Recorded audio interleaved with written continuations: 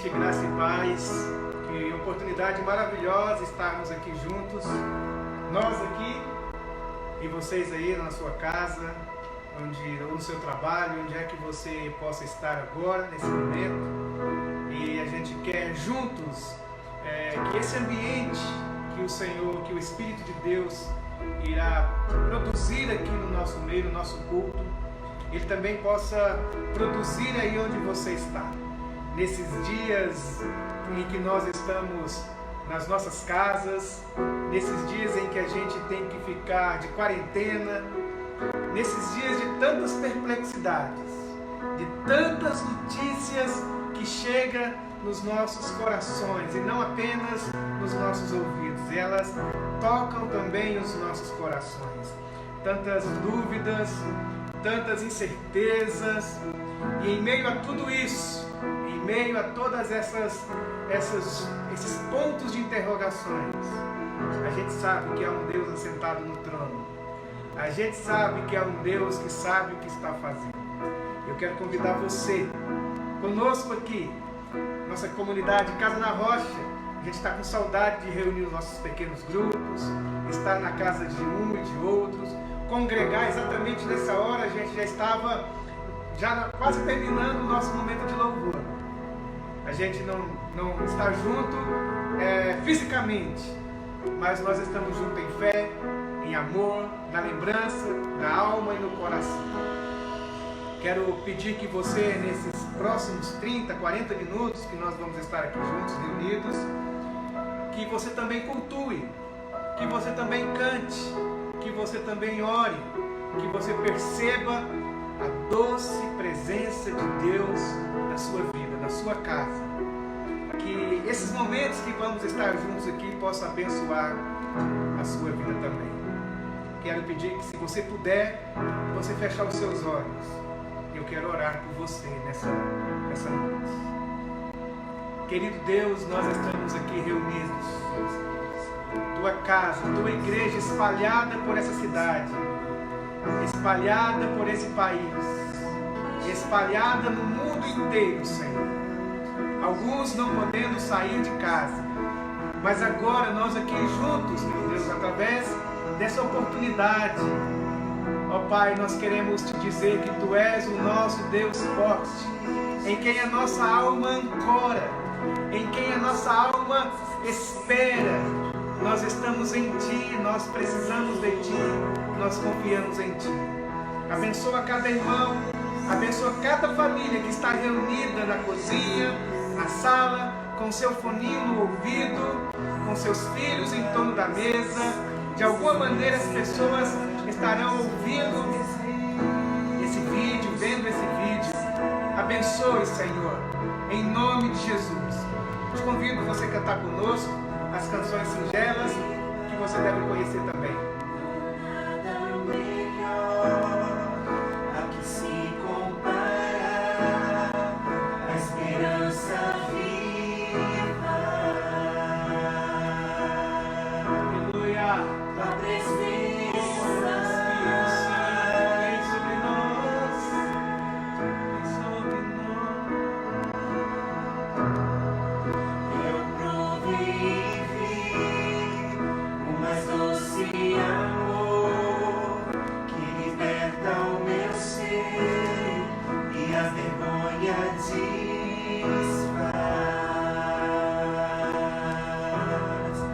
Tua presença,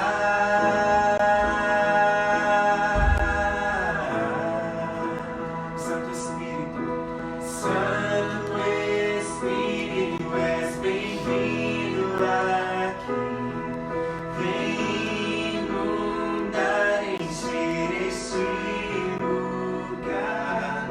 É o desejo do meu coração, sermos inundados por tua glória, Senhor.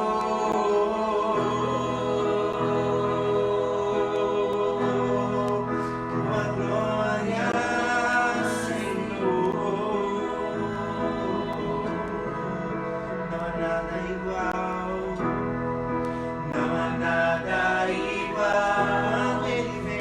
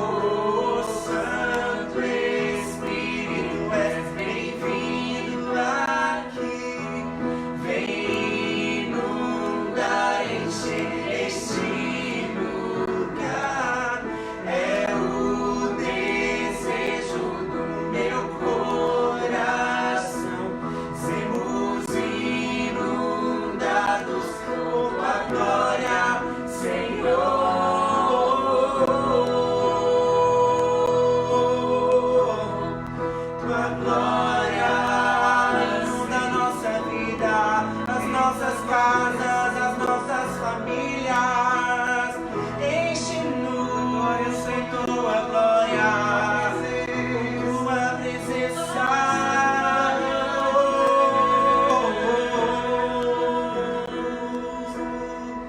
Vamos provar o quão real é tua presença. Vamos provar da tua glória e bondade. Vamos provar o quão real é tua presença. Vamos provar da tua glória e bondade. Oh, venha provar o quão real é a presença. Venha provar da glória e da bondade do Senhor.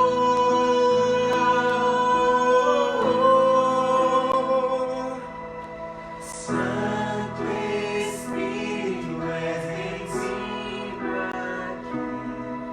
Vem mudar este lugar e a casa dos teus. Desejo Enche os corações da sua vida, meu Pai. sermos inundados Por tua glória, Senhor.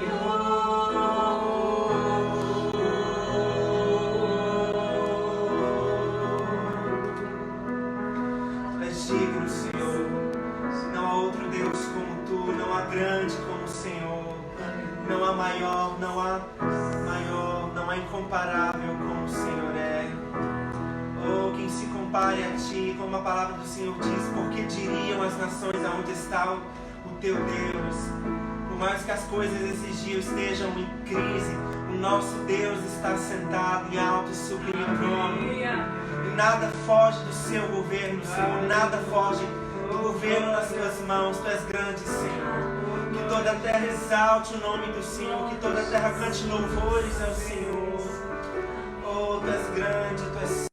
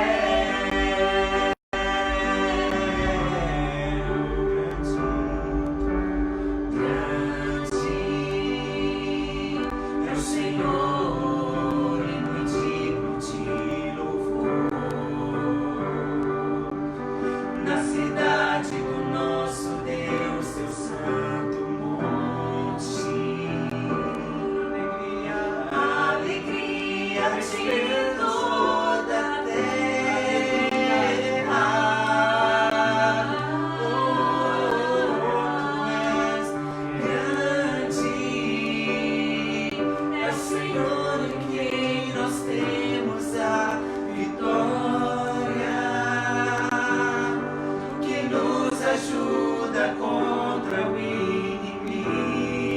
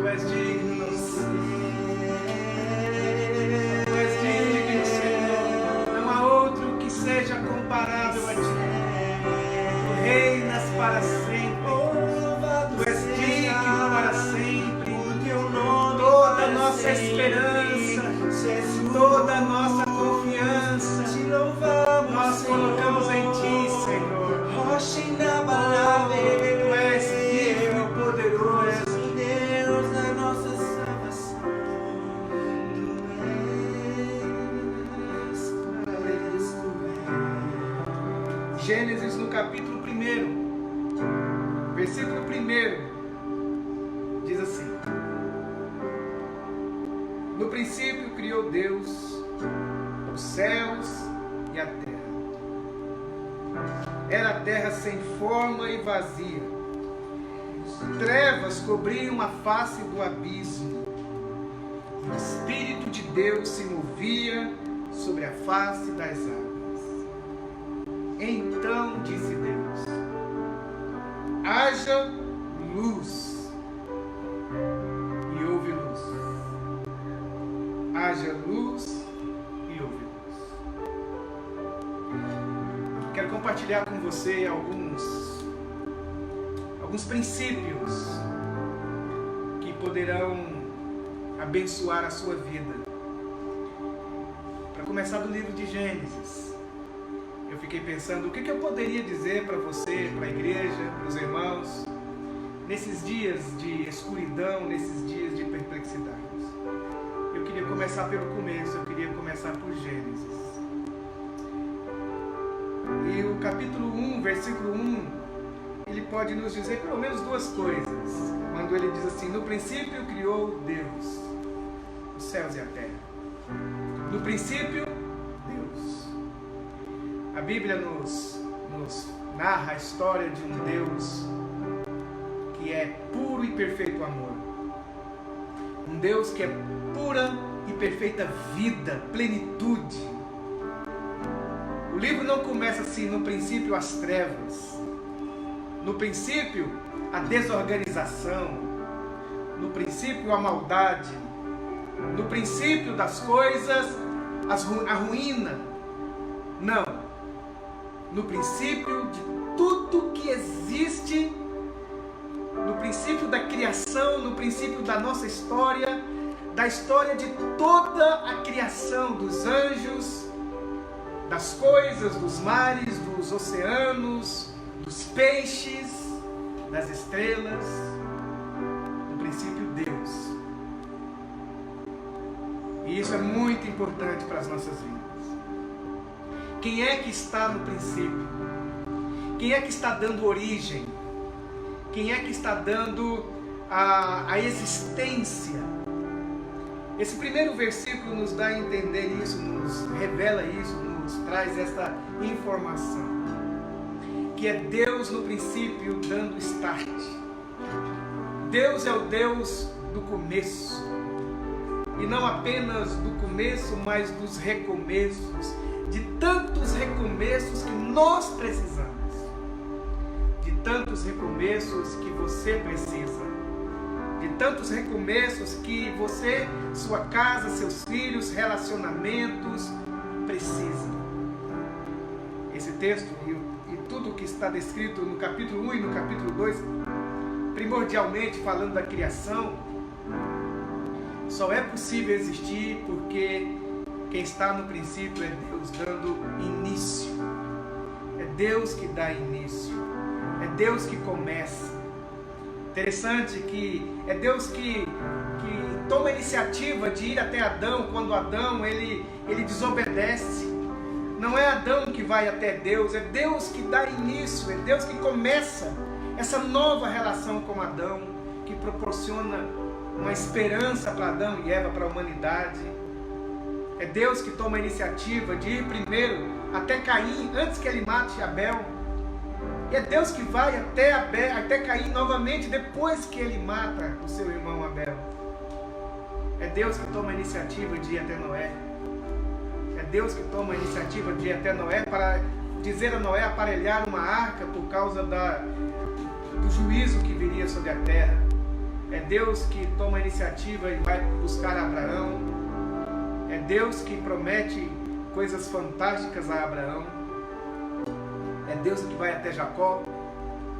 É Deus que vai até José.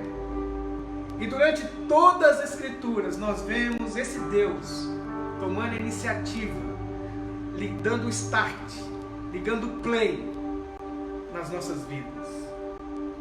Por isso que a Bíblia diz que Jesus reúne os discípulos e diz assim: não foram vocês que me escolheram a mim, fui eu que escolhi vocês. É por isso que o apóstolo João, na sua carta, disse: Deus nos amou primeiro.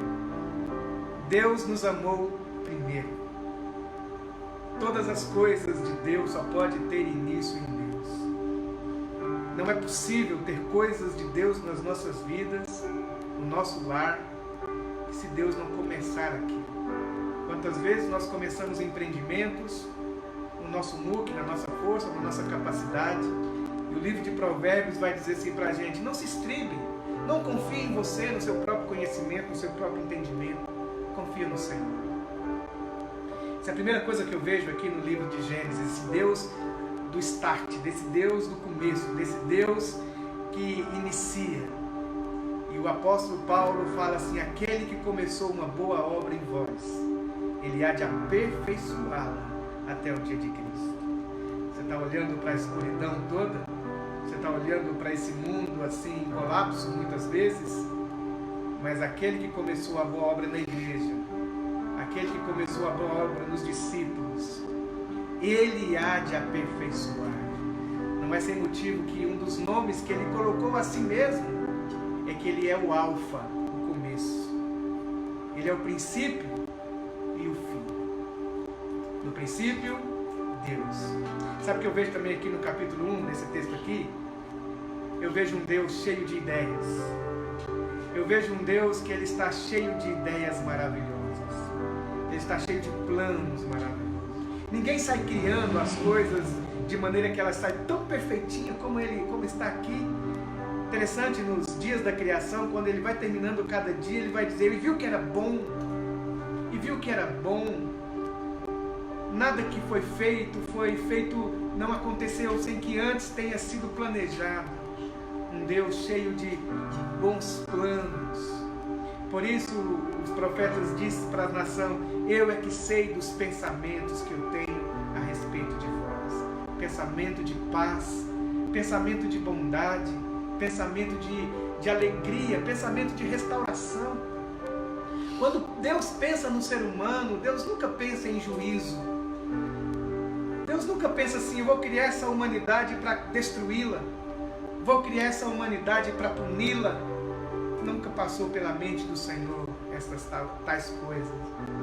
Deus é um Deus cheio de ideias boas, Deus está cheio de planos. Sabe o que eu vejo aqui também, nesse texto? É que esse Deus é um Deus trabalhador. A gente começa o livro de Gênesis, a gente vê um Deus trabalhador.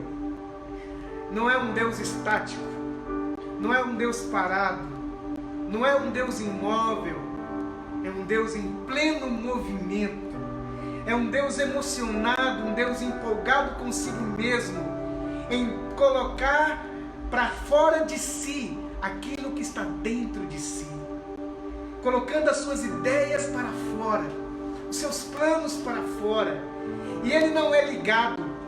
Deus não está trabalhando porque alguém está de alguma maneira fustigando, orientando. Ele cria, ele faz todas as coisas, ele faz porque quer fazer.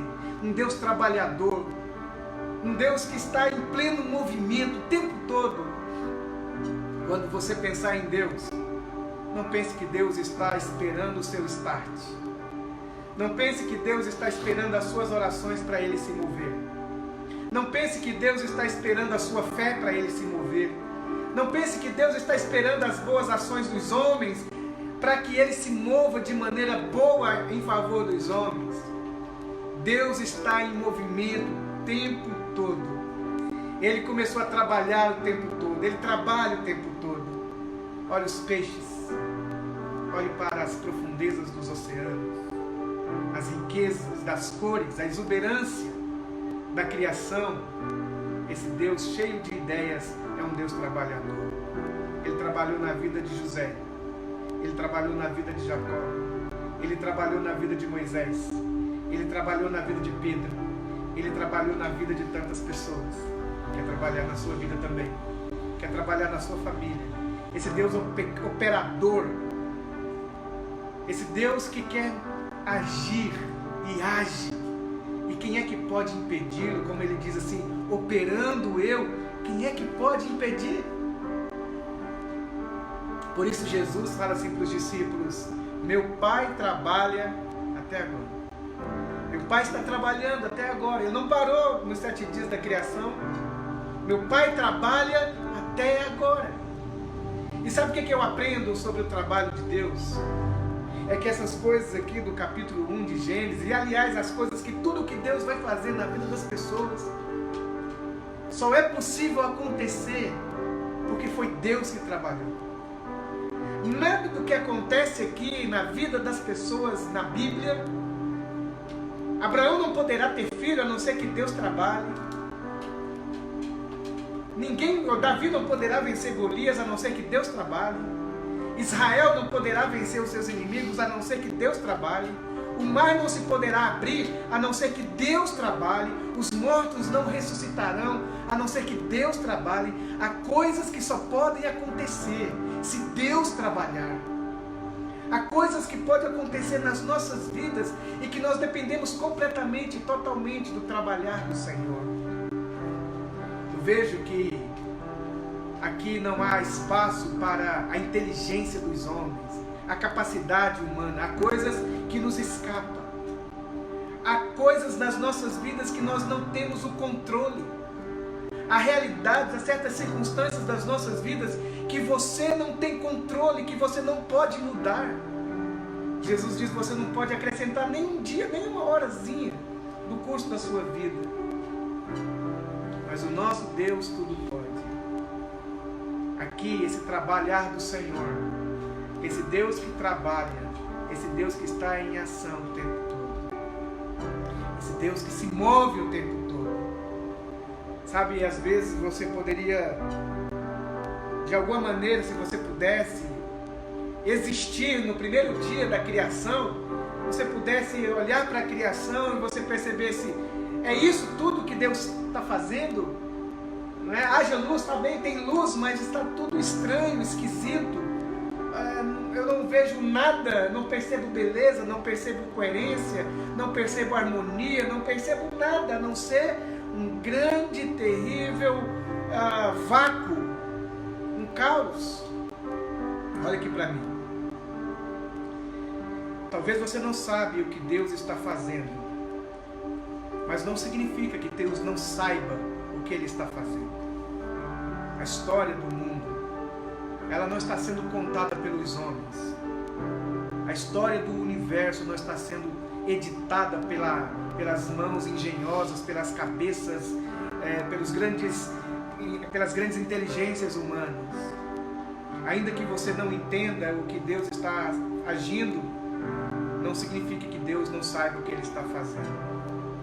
Isso me faz lembrar o que Jesus, quando estava lavando os pés de Pedro, lá em João capítulo 13, os pés de Pedro, lá em João capítulo 13, e Pedro fica sem entender aquilo. Jesus olha nos olhos de Pedro e diz: o que eu estou fazendo, você não pode compreender agora, compreendê-lo-ás depois.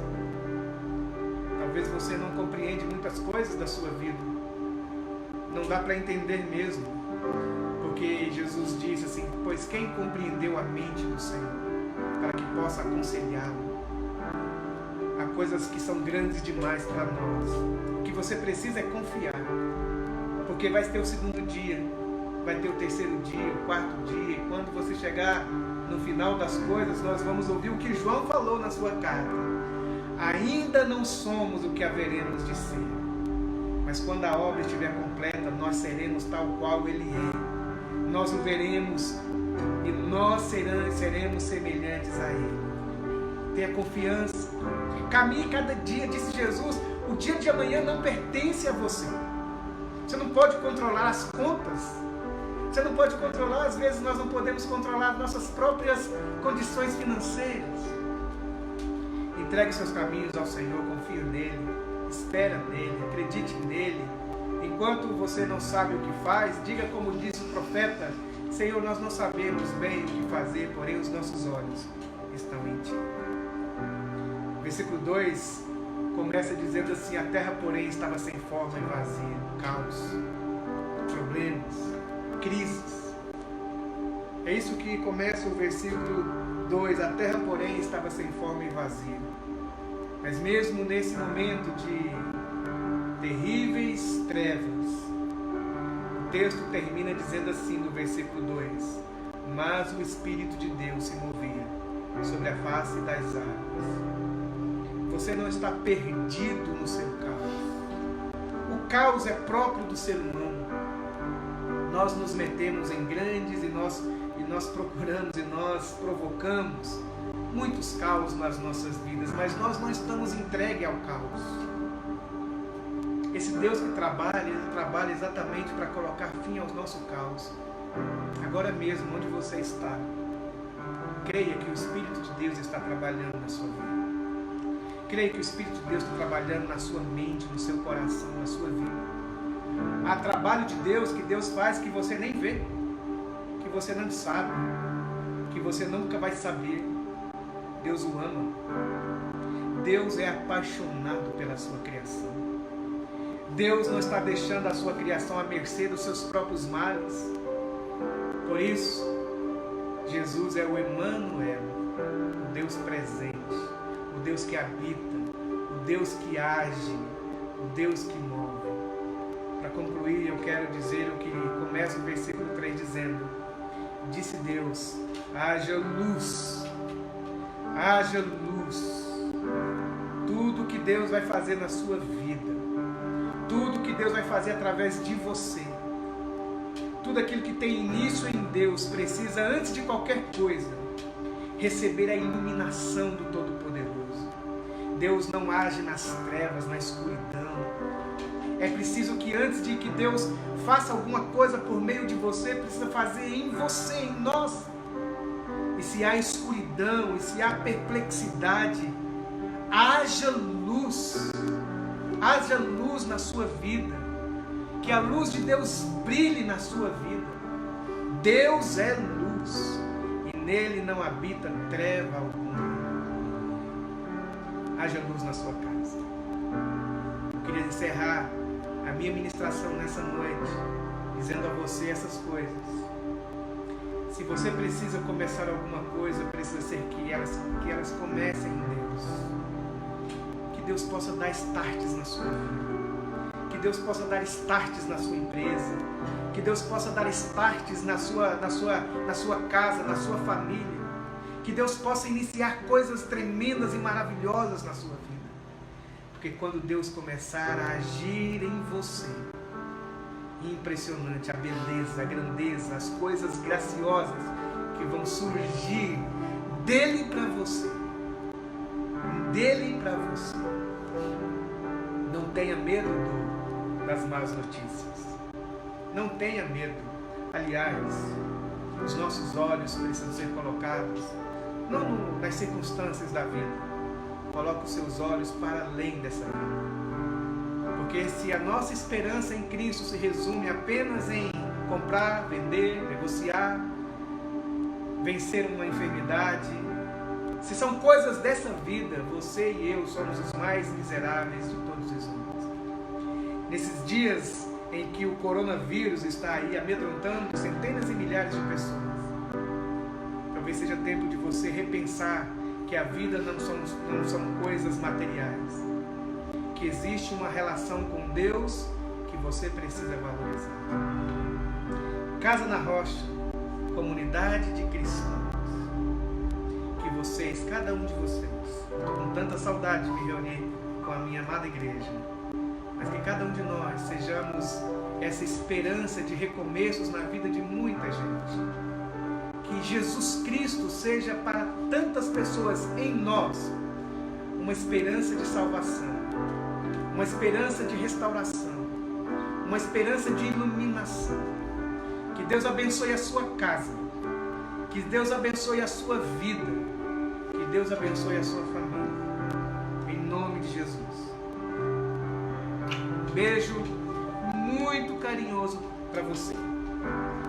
Talvez a gente não sabe se nós vamos nos reunir no próximo domingo. Temos que esperar as outras notícias. Mas enquanto isso, não importa. Nós estamos juntos em fé, em amor. E que o Senhor nos ajude, que o Senhor nos abençoe. Fique com Deus. Nós vamos encerrar cantando essa canção. Mande esse vídeo para outras pessoas. Que Deus te abençoe. Boa noite.